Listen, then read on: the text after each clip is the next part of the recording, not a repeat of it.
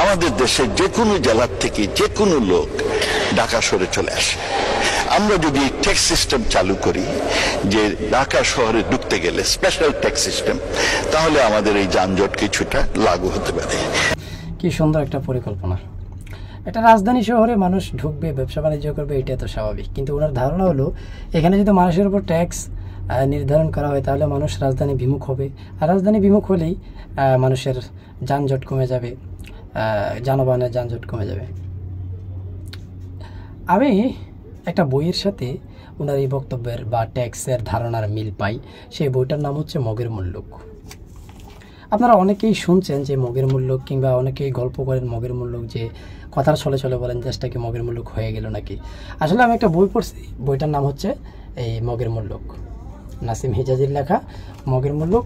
এটা মূলত একটা পাকিস্তানি লেখকের লেখা, বাংলাতে একজনে ট্রান্সলেট করছে।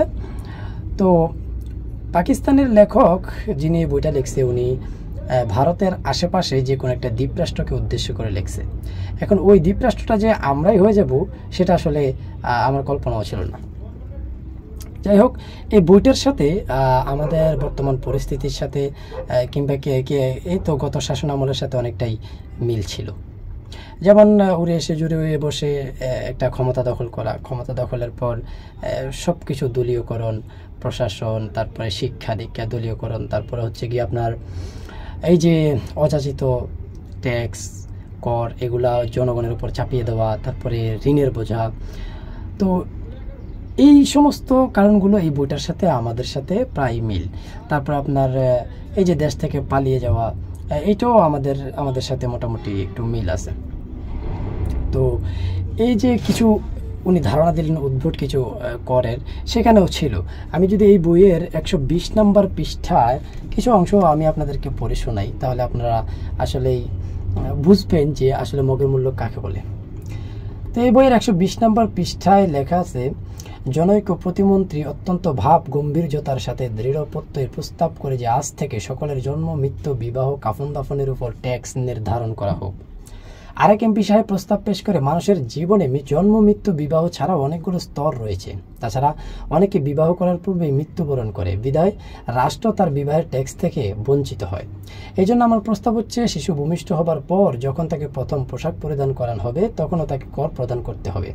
এরপর মুখে ভাত দেওয়ার উপর কর ধার্য করতে হবে। আরও থাকবে প্রতি জন্মবার্ষিকী, দন্ত উঠা, দাড়ি ওঠা ইত্যাদির উপর ট্যাক্স নির্ধারণ করা। আরেকটা সদস্য দাঁড়িয়ে বলে, মিস্টার স্পিকার, এনারা যে সকল প্রস্তাব পেশ করেছেন তা একান্ত যথার্থ, তবে কোনো ক্রমেই পর্যাপ্ত নয়।